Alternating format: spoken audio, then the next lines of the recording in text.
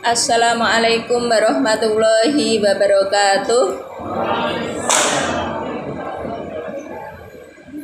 Innal hamdalillah nahmaduhu wa nasta'inuhu wa nastaghfiruh wa na'udzu billahi min shururi anfusina wa min sayyiati a'malina. May yahdihillahu fala mudhillalah wa may yudlil fala hadiyalah.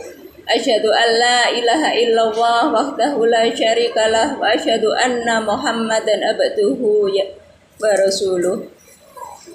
Yang terhormat Bapak Direktur Rumah Sakit Muhammadiyah Ahmad Dahlan Kota Kediri, yang kami hormati Wakil Direktur, yang kami hormati Ibu Bapak Dokter serta karyawan Rumah Sakit Muhammadiyah Ahmad Dahlan Kota Kediri. Puji syukur alhamdulillah kita panjatkan kehadirat Allah Subhanahu wa taala, yang mana pada sore hari ini kita bisa bermuajahah di majelis ini dalam rangka silaturahim, dalam rangka tholabul ilmi. Semoga kita semuanya senantiasa dalam kondisi yang sehat walafiat. Amin Allahumma amin. Kedua kalinya marilah kita bersolawat kepada Nabi kita dengan ucapan Allahumma sholli ala Muhammad wa ala ali Muhammad. Semoga kita semuanya senantiasa dapat mengikuti tuntunan beliau hingga akhir hayat kita. Amin Allahumma amin. Saudara-saudara yang dirahmati Allah, pada sore hari ini saya akan menyampaikan kajian yang kemarin disampaikan dipesen sama Ustadz Pujiono. Materinya adalah motivasi pernikahan. Namun sebelumnya saya akan memperkenalkan diri terlebih dahulu. Siapa saya, kok ujuk-ujuk memberikan motivasi di sini agar penjenengan semua yang saya lihat di sini pada masih celing-celing begini, kok ujuk-ujuk dimotivasi untuk menikah. Nah, ini saya itu sebetulnya siapa begitu, akan saya perkenalkan diri. Saya tadi sudah disebutkan oleh Ustadz Pujiono, nama saya Alfiatus Sholihah. Saya sehari-hari bekerja di kantor Kementerian Agama Kabupaten Kediri sebagai penyuluh agama Islam dan juga membantu mengabdi di Stit Muhammadiyah Kediri. Nah, keseharian saya antara lain itu bertugas dalam bidang bimbingan perkawinan. Jadi barangkali tidak salah ya Ustadz kalau saya memberikan motivasi kepada penjenengan semua agar penjenengan semua nanti juga segera menyusul yang lainnya begitu. Amin Allahumma amin. Selain bimbingan perkawinan, saya juga memberikan kursus calon pengantin. Jadi bagi mereka para calon pengantin itu yang akan menikah, kita berikan kursus walaupun kilat. Karena yang namanya menikah itu kan ibadah itu kan ada tata caranya, ada aturannya yang patut kita pelajari terlebih dahulu agar ibadah kita itu selamat sampai dengan akhirat kelak. Selain itu saya juga bertugas sebagai konselor BP4. Jadi BP4 itu adalah Badan Penasehatan Pelestarian dan Pembinaan Perkawinan. Jadi para PNS kebetulan di Kabupaten Kediri itu ada kebijakan dari Bupati, apabila mereka hendak bercerai itu harus ada upaya mediasi terlebih dahulu dari BP4. Apabila belum melewati itu, maka kok ternyata sudah mengajukan perceraian dan dikabulkan, itu ada sanksi tersendiri, antara lain dicabut kepegawaian negeri sipilnya begitu. Itu adalah tugas saya sehari-hari dan juga masih banyak lagi, antara lain saya juga memberikan bimbingan dan motivasi di 9 lokalisasi di Kabupaten Kediri. Kebetulan di Kabupaten Kediri itu ada 9 lokalisasi yang masih eksis. Di sana kita dirikan pesantren agar mereka juga mengenyam pendidikan agama dan harapannya juga kembali sehat sebagaimana kita semua. Begitu. Nah, itu adalah sedikit perkenalan saya.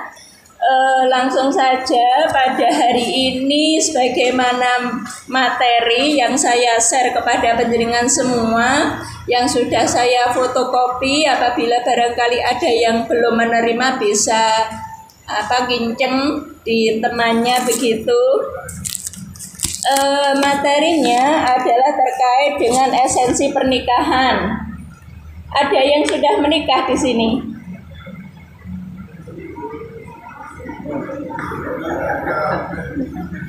Belum ada ya? Sudah, Bu? Oh, sudah. Alhamdulillah. Yang sudah itu depel terus sendiri dan yang belum juga bikin geng sendiri gitu ya. Nah, begini.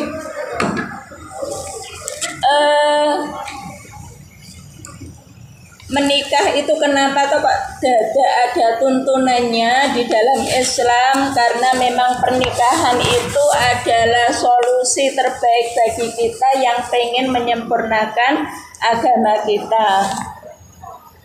Pernikahan itu merupakan sebuah ibadah yang terkait dengan hukum Islam. Jadi ada aturannya di dalam pernikahan itu, bukan hanya sebagaimana yang barangkali kita mendengar nikah siri dan seterusnya. Itu memang ada, akan tetapi hal itu sangat rawan bagi kita, terutama para perempuan. Jadi hendaknya kita nanti kalau menikah seyogyanya juga menikah yang dicatatkan ya. Jadi menikah yang benar-benar tercatat di kantor urusan agama agar kita pernikahannya legal, ibadah kita itu benar-benar legal. Nah, tujuan menikah itu memang memiliki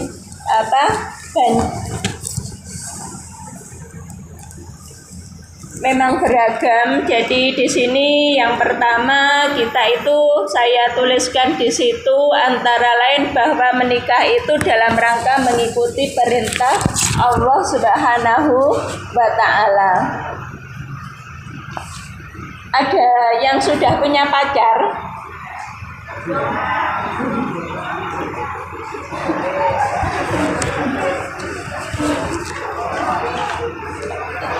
Kelihatannya sudah semua, tapi masih menyembunyikan begitu. Nah, untuk itu barangkali kalau misalkan syarat-syarat rukun pernikahan sudah terpenuhi, maka sebaiknya segeralah kita untuk menikah. Sebagaimana di dalam Quran surat An-Nur ayat 32 disebutkan bahwasannya kalau kita menikah itu adalah dalam rangka ibadah. Kenapa disebutkan bahwa menikah itu adalah ibadah? Karena kita ketika melaksanakan pernikahan otomatis itu adalah dalam rangka menunaikan perintah Allah.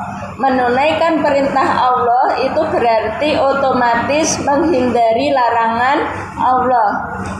Di dalam Quran surat An-Nur ayat 32 disebutkan bahwa dan kawinkanlah orang-orang yang sendirian di antara kamu dan orang-orang yang layak berkawin dari hamba-hamba sahayamu yang laki-laki dan hamba sahayamu yang perempuan.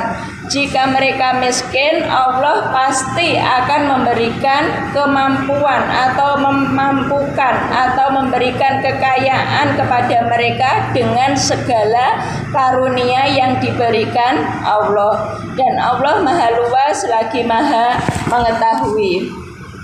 Jadi kalau kita pengen kaya, resepnya bagaimana? Menikah.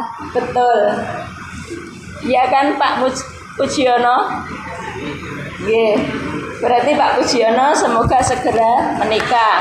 Amin. Kalau kita pengen kaya berarti resepnya di dalam Al-Quran sudah jelas, kita harus menikah. Bagi kita yang belum memiliki apa-apa, janganlah merasa aku durung punya mobil, aku belum punya rumah dan seterusnya. Itu nanti pasti akan kita capai apabila kita sudah menikah. Karena menikah itu adalah dalam rangka untuk ibadah. Kalau kita itu ibadah, taat kepada Allah, pastilah Allah itu akan mengabulkan semua apa yang kita pinta, asalkan kita tidak berbuat dosa. Apabila kita berbuat dosa, kita segera bertaubat. Bertaubat itu sebaiknya bisa kita lakukan sebanyak-banyaknya. Jadi kalau kita sholat taubat itu bukan hanya 1 bulan sekali atau sehari sekali, sebaiknya sering kali. Jadi suatu misal, apabila kita pagi rasan-rasan begitu, sebelum sholat duha kita taubat dulu, kita sebutkan dosa kita, terus kemudian minta maaf kepada Allah benar-benar dengan sebenar-benar taubat sambil menangis kepada Allah, konsentrasi sebelumnya mencurhatkan permasalahan kita, mencurhatkan dosa kita, dan setelah itu kita sholat, kita berniat dalam hati, insya Allah nanti itu setiap selesai kita melakukan dosa, kita akan terbiasa untuk bertaubat. Kalau kita rajin bertaubat, oleh Allah rezeki itu pasti akan ditumpahkan sebagaimana air hujan yang turun secara lebat dari langit. Jika seseorang menikah, maka ia telah menyempurnakan separuh dari agamanya. Karenanya bertakwalah kepada Allah pada separuh agama yang lain. Kenapa kok kita itu menikah itu dikatakan telah melaksanakan separuh dari agama? Sebagaimana yang dikatakan oleh Imam Al-Ghazali, bahwasannya hal yang paling merusak seseorang itu adalah dalam hal syahwat dan perut. Benar nggak kira-kira? Jenengan kok sudah bilang benar, sudah pernah pengalaman ya Mas?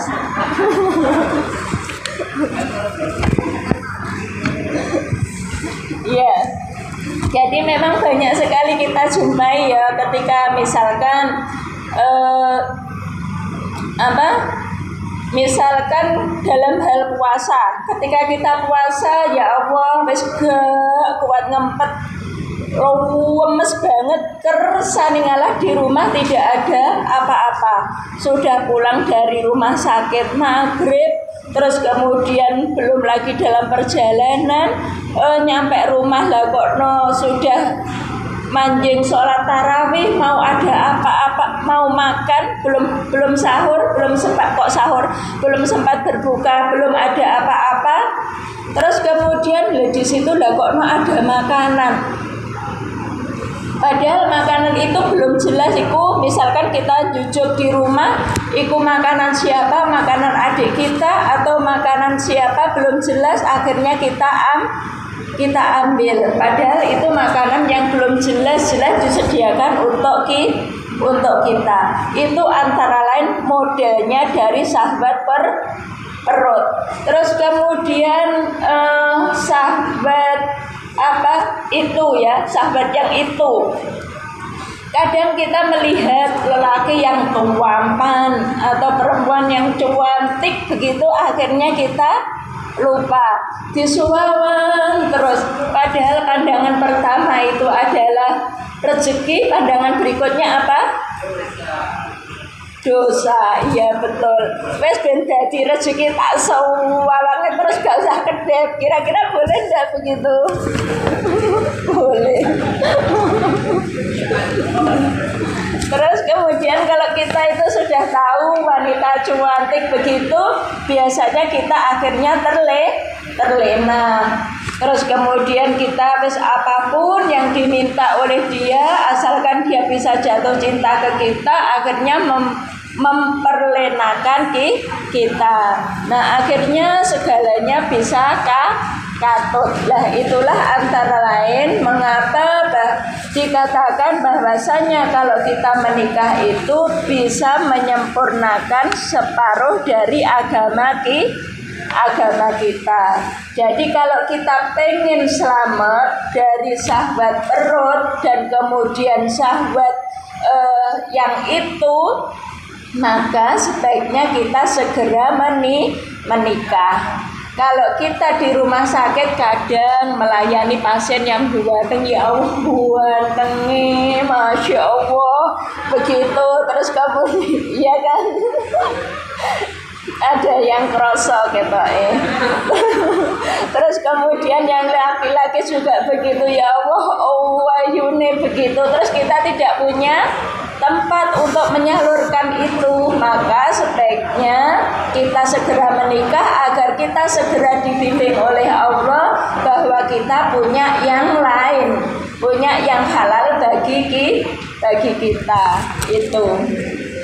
Terus kemudian yang ketiga itu adalah untuk penyenang hati dalam rangka ketika melaksanakan ibadah. Ini maksudnya adalah untuk memotivasi diri kita. Kalau kita itu punya keluarga, punya pasangan, insya Allah kita melaksanakan ibadah itu hati kita tenang dan juga senang. Barangkali kita melihat keluarga kita yang rajin ke masjid begitu bersama-sama anak dan istri, atau bersama-sama anak dan suami itu gemar pergi ke masjid karena mereka sudah menikah. Bagi yang masih jomblo barangkali ya Cik, ya Allah aku suwolat centak centuk gandang oleh pasangan suatu misal begitu. Nah, maka barangkali kenapa toh kita itu wis sholat centak centuk tapi kok gandang oleh pasangan, kira-kira apa penyebabnya?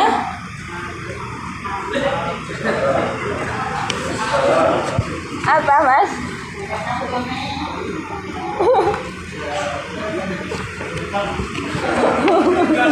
Iya, macam-macam ya. Ada yang belum ketemu jodohnya lah dan seterusnya.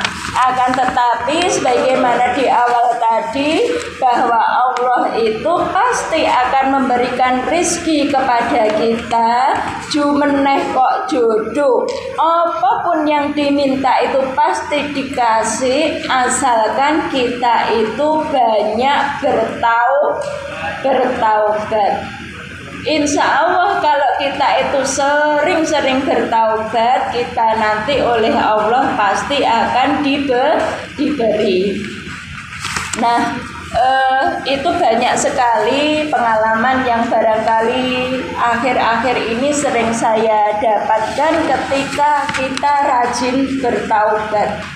Ternyata ya Allah, apapun yang kita minta dengan sungguh-sungguh, apalagi sampai kita serius ngomong kepada Allah, serius matur kepada Allah, walaupun kita tidak dalam pas sholat begitu, kita curhat sebelumnya, ya Allah saya berniat sholat taubat, saya tadi misalkan ada peristiwa begini, mohon solusinya ya Allah. Pasti oleh Allah itu dikasih solusi, asalkan kita serius.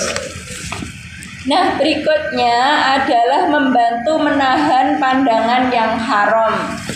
Nah, tadi sudah kan, kalau kita itu menikah, otomatis kita pasti kuat ngempet. Kalau kita belum menikah, ya Allah piye lek ku ngempet, mesti bingung golek tadah, barangkali begitu.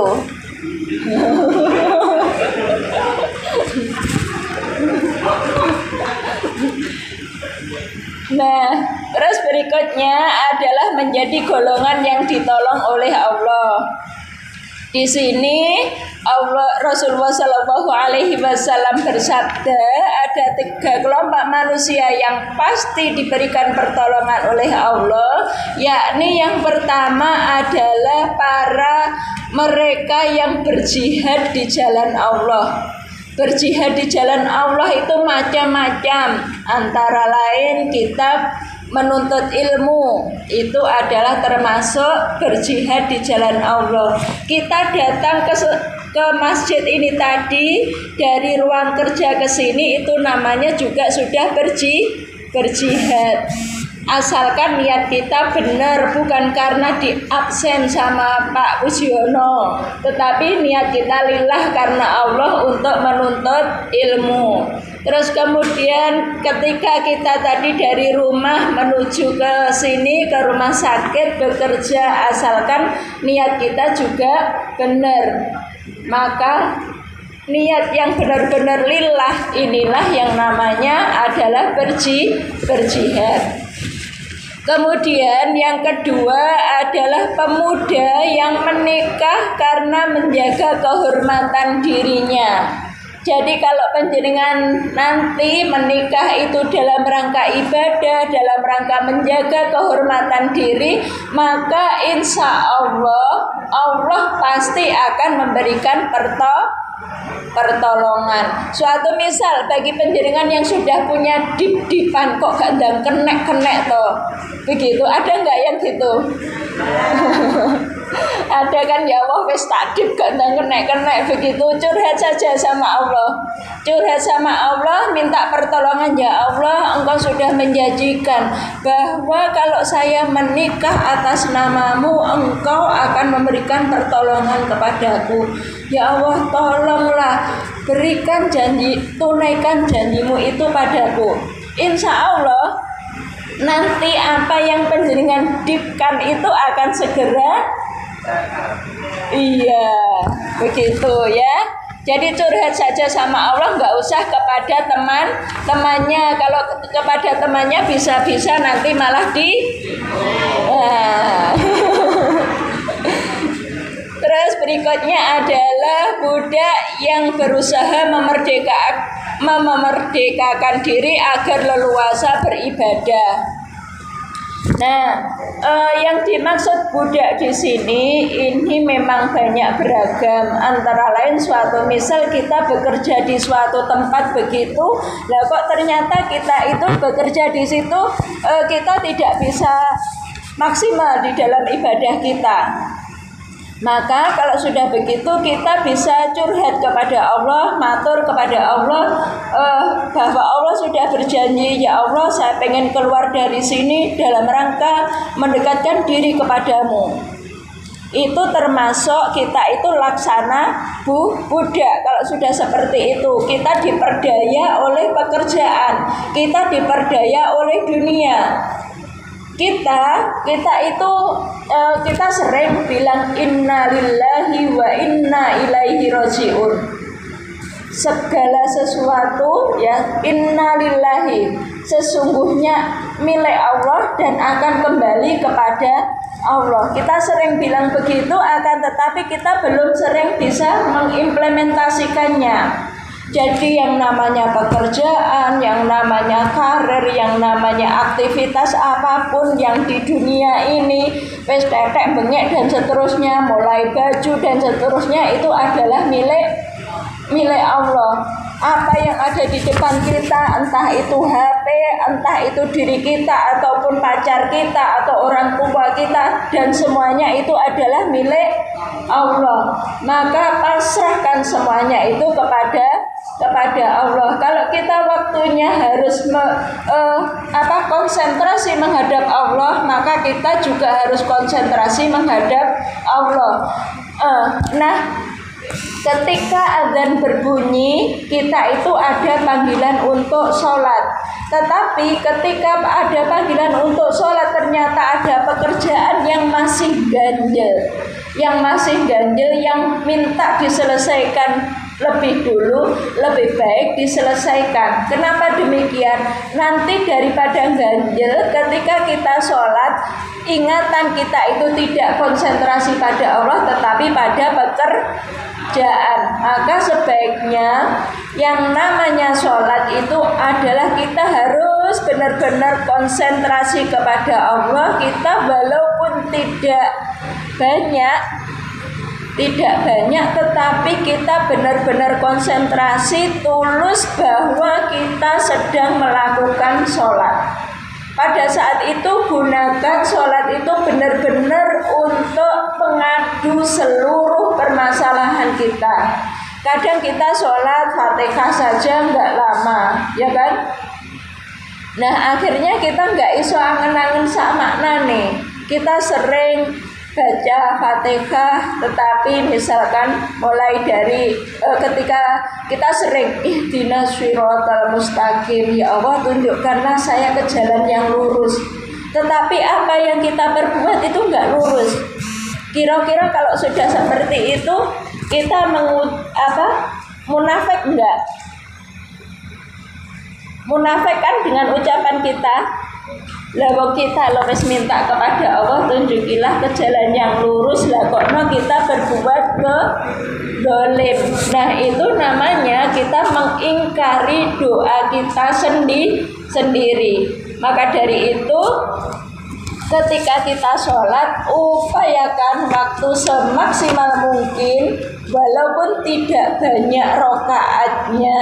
Misalkan ada sholat rawatib begitu dan seterusnya, kita sebaiknya utamakan yang sholat fardu itu akan tetapi kita laksanakan dengan sepenuh hati. Itu. Nah, berikutnya menikah untuk menambah keturunan. Yang betul itu untuk memiliki keturunan. Ya kalau bagi barangkali pengen menambah, ya menambah. Tetapi karena penjenengan di sini masih jomblo semua, maka yang betul adalah menikah untuk memiliki keturunan. Jadi kalau kita itu memiliki keturunan, insya Allah nanti kita itu juga ada yang membantu menyelamatkan kita di akhirat kelak. Nah, berikutnya adalah membangun generasi yang beriman.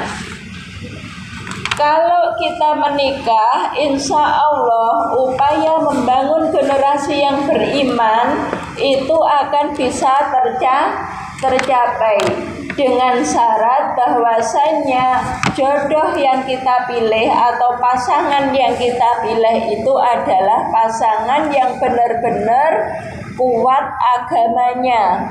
Jadi yang benar-benar akan membawa kita selamat di dunia hingga akhirat kita.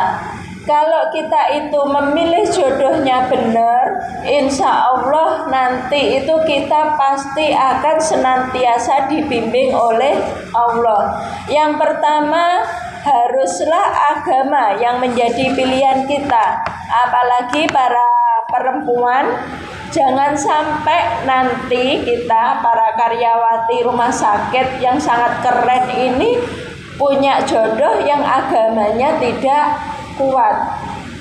Pilihlah suami yang agamanya adalah sangat kuat, karena bagaimanapun yang namanya laki-laki itu adalah pemimpin para istri. Para suami adalah pemimpin para istri. Imam, jadi para suami itu adalah imamnya para istri. Dia akan menjadi imam di dalam keluarganya. Dia akan menjadi pemimpin bagi istri dan anak-anaknya. Sholatnya, pendidikannya, dunia dan akhiratnya itu adalah tanggung jawab para suami. Maka dari itu kita hendaknya memilih pemimpin di dalam keluarga kita itu benar-benar pemimpin yang bertanggung jawab dan menyelamatkan diri kita, gitu.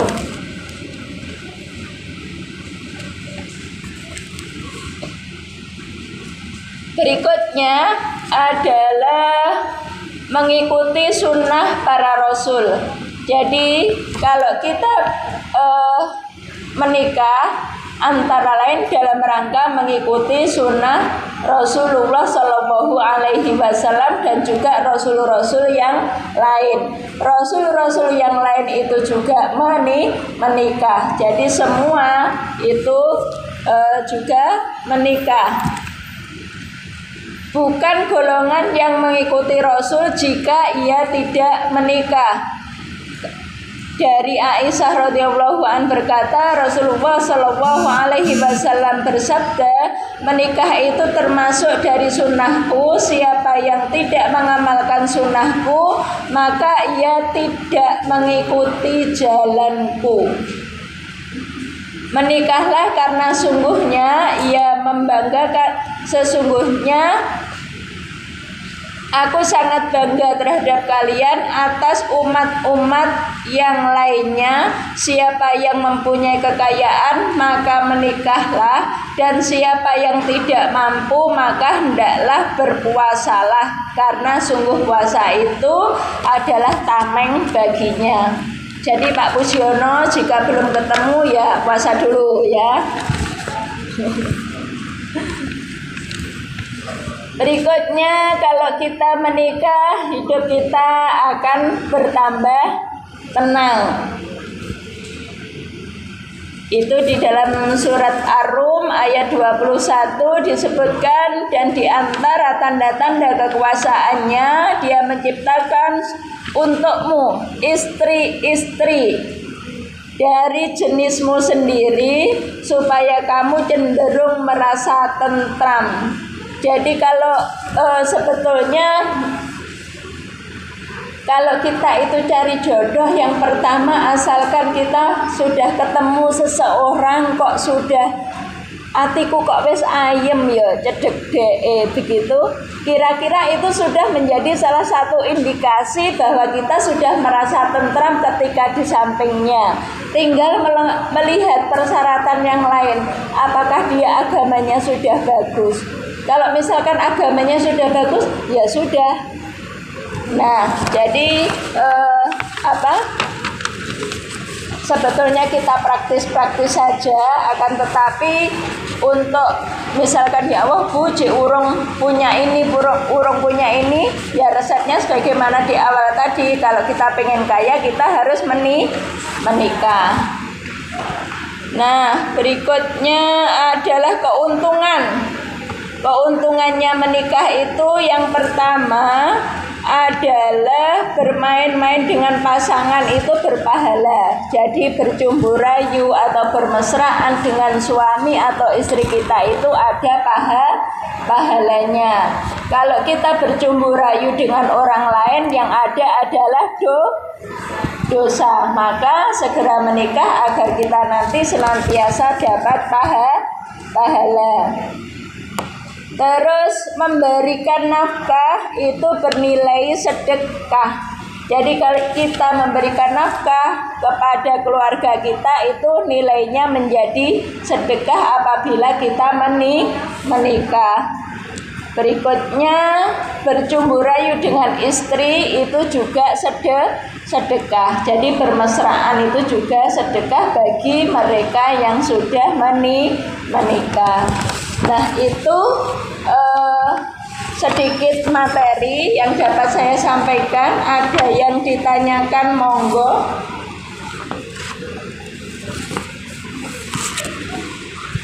Tadi ada yang sudah dikirim melalui chat ke saya terkait dengan ini. Jika mahar yang diberikan berupa nominal uang, tapi dari mempelai pria juga memberikan seserahan berupa alat sholat, bagaimana hukumnya? Hukumnya adalah boleh. Jadi sebelumnya panjenengan pernah perso mahar itu yang betul diadai amplop terus diberikan untuk dibelanjakan atau untuk perhiasan? Untuk perhiasan? Iya, yang betul adalah untuk dibelanjakan. Jadi mahar itu yang betul adalah agar ia bisa segera dinikmati oleh istri. Jadi bukan sesuatu yang ditangguhkan menikmatinya, akan tetapi yang sesegera mungkin bisa dinikmati oleh istri. Nah, berikutnya ada lagi. Assalamualaikum, saya ingin bertanya tentang mahar. Untuk pemberian mahar sejumlah beberapa nominal, apakah pihak mempelai laki-laki harus memenuhi kebutuhan istri setiap bulannya sesuai dengan nominal maharnya? Kira-kira bagaimana? Misalkan hari ini si Pak Pujiono ngasih mahar 10 juta. Terus kemudian alhamdulillah kan? Amin, alhamdulillah. Terus kemudian bulan berikutnya apakah dia juga harus setiap bulan memberikan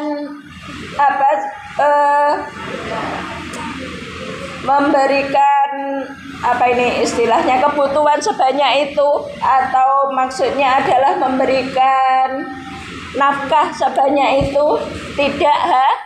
Tidak harus, sesuai dengan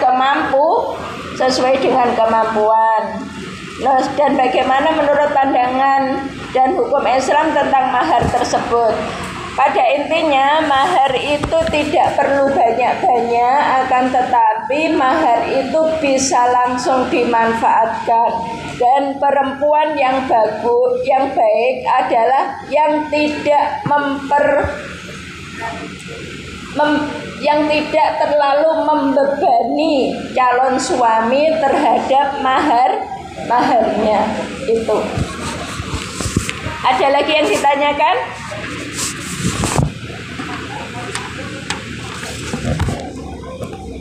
Berikutnya nomor 1 sudah ya. Jika mahar yang diberikan berupa nominal uang, apakah nominal uang yang diberikan setiap bulan harus sesuai dengan jumlah mahar? Sudah. Nomor 2, jika mahar yang diberikan berupa nominal uang tetapi dari mempelai juga memberikan seserahan, sudah Pak ya.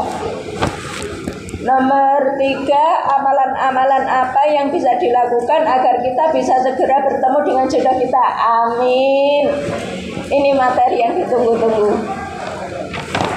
Tadi sudah kita cuplik di awal, agar kita bisa segera ketemu dengan jodoh kita adalah dengan jalan bertaubat.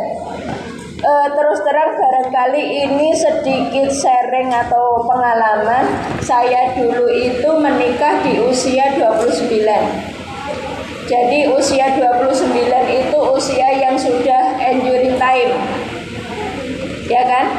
Sudah tidak bagus untuk melahirkan, rawan. Jadi yang bagus kan antara 20 sampai dengan 30 kita itu sudah selesai melahirkan, ya kan?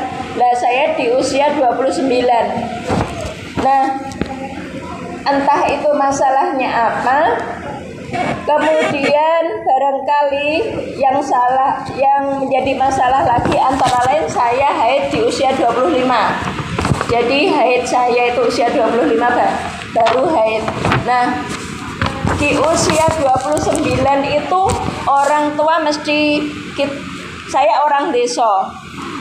Bapak ibu saya sudah resah, ya Allah, gak ketemu jodoh. Begitu. Uang, apalagi kalau hari raya itu saya ya Allah malu. Ditekoni kapan nikah dan seterusnya begitu. Nah, kabeh teman mendesak, padahal saya itu ya durung pengen. Tapi bismillah lah saya taat kepada orang tua. Nah, suatu saat saya pernah itu tunangan kersane ngalah nggak jadi, dibatalkan oleh orang tua saya. Ya Allah, sudah ditentukan hari H pernikahan, otomatis pernikahan saya batal. Nah, akhirnya suatu hari saya itu dosa saya kok saya begini. Akhirnya saya minta maaf kepada semua orang yang pernah saya tolak. Nun sewu saat itu ada 25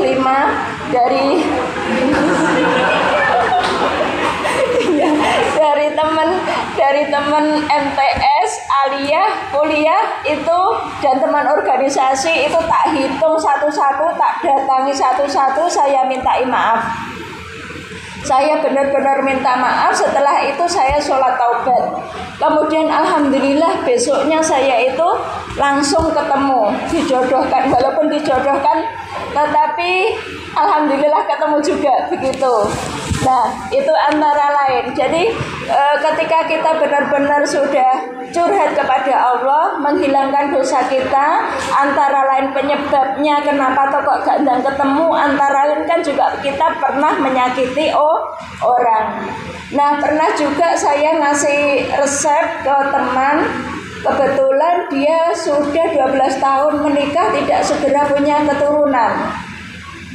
Nah, akhirnya saya suruh dianya buka Quran, saya suruh sholat taubat. Setelah itu buka Quran, coba cari ayat di situ, sambil memejamkan mata, ya Allah berikanlah saya isyarat apakah ayat yang barangkali bisa memberikan pelajaran kepada saya.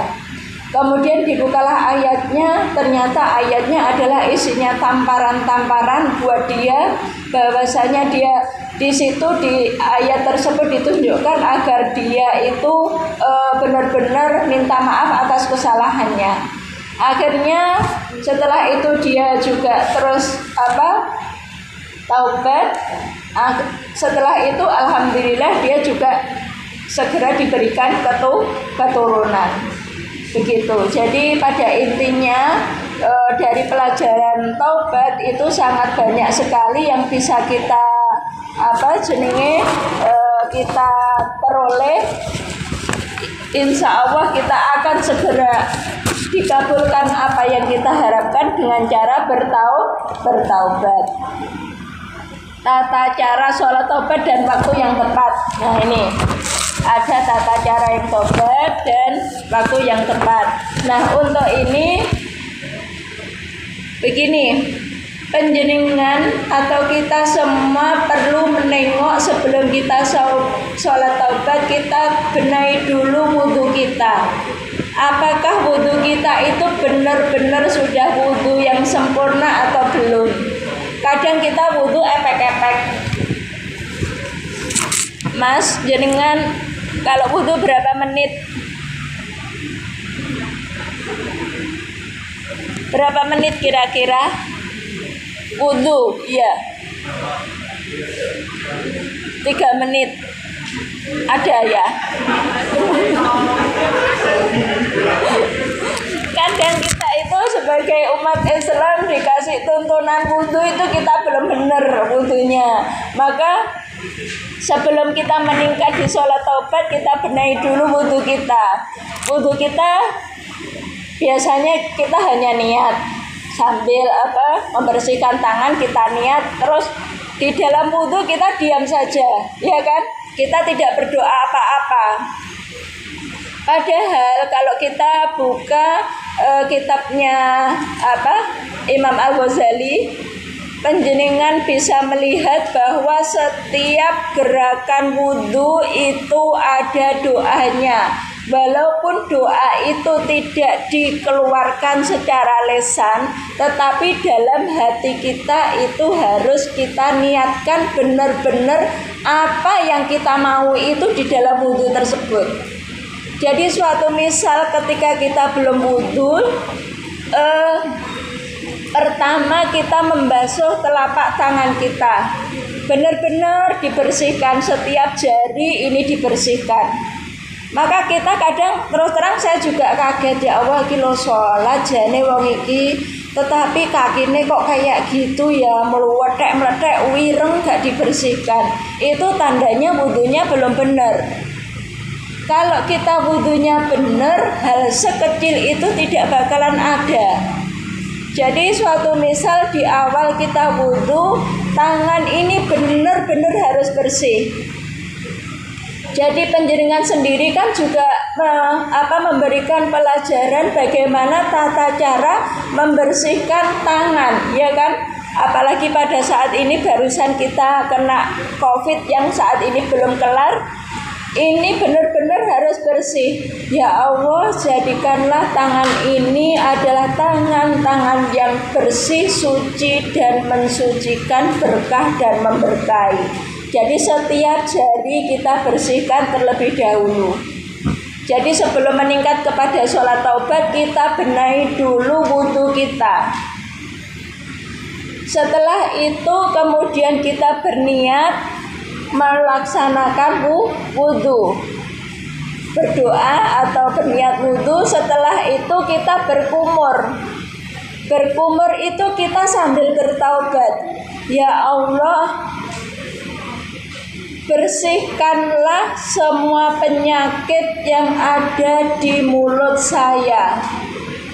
Jadikanlah lesan saya ini lesan yang senantiasa memberikan rasa nyaman apabila lesan saya ini berkata kepada seseorang.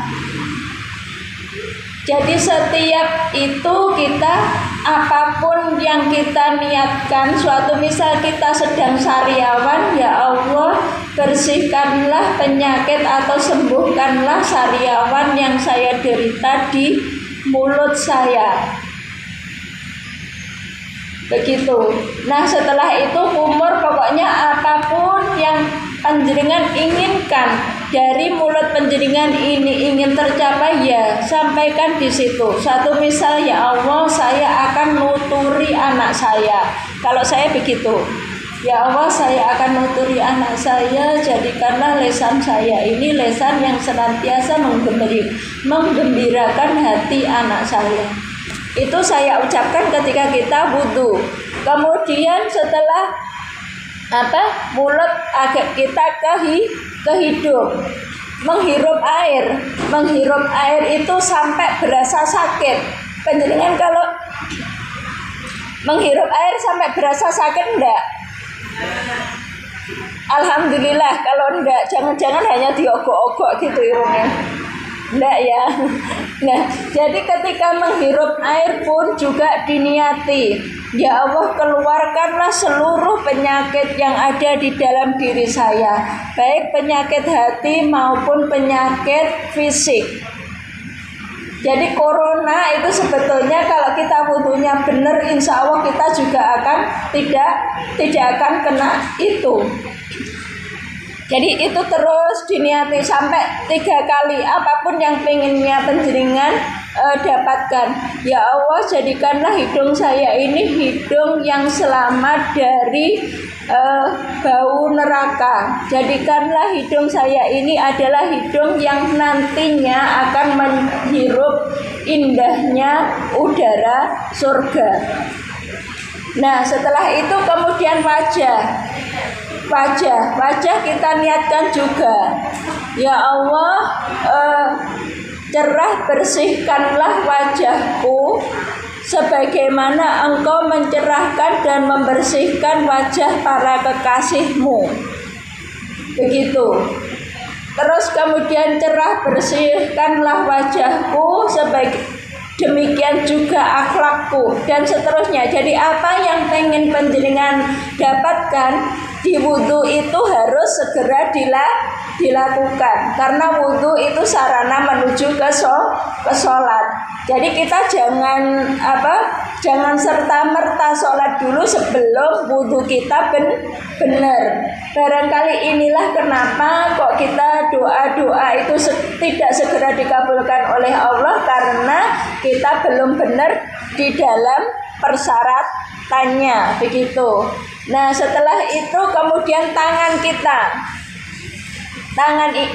ini, ya Allah selamatkanlah tanganku, tangan kanan kan pertama itu kan tangan kanan.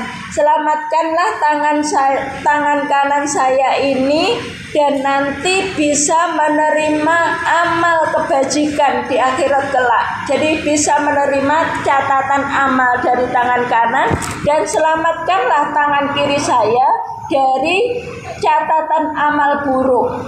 Jadi biar tangan kiri kita nanti itu tidak menerima catatan yang buruk. Kan kalau amal kita itu nanti bagus, kita bisa menerima amalan kita dari tangan kanan. Tetapi ketika amal kita itu buruk, kita akan menerima catatan amal dari tangan kiri, bahkan membelakangi.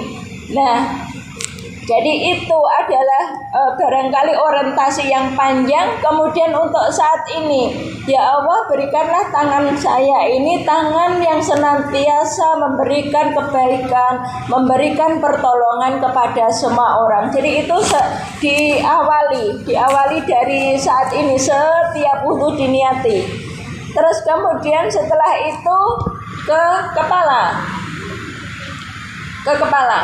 Di kepala, ya Allah, ini diguyur ya, alon-alon, airnya jangan sampai tumpah ruah. Jadi airnya sedikit saja. Yang penting mengalir terus. Ya Allah, selamatkanlah kepala saya dari panasnya matahari di padang mahsyar. Kita nanti kan dengan matahari jaraknya sangat pendek kan?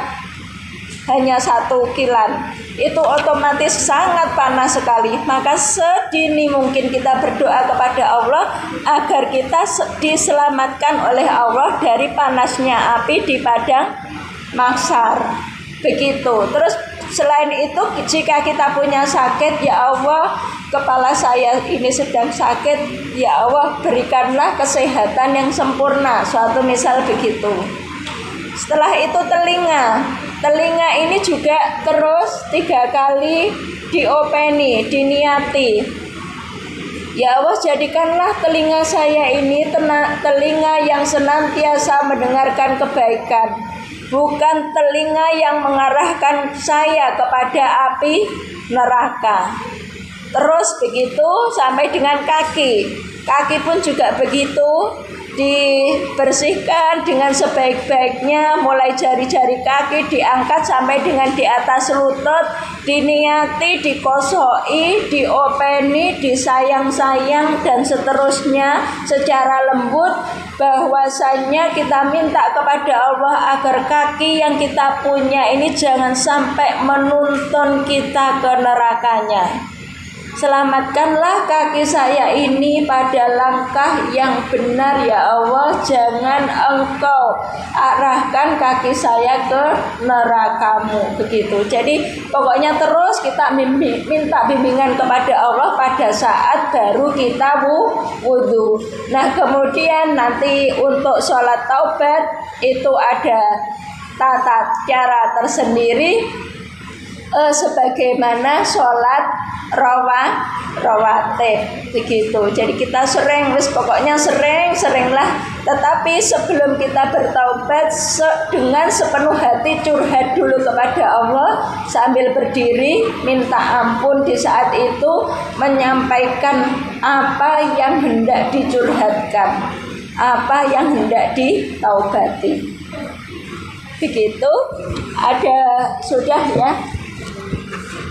Saya kira sudah cukup. Dari keempat pertanyaan sudah kita bahas.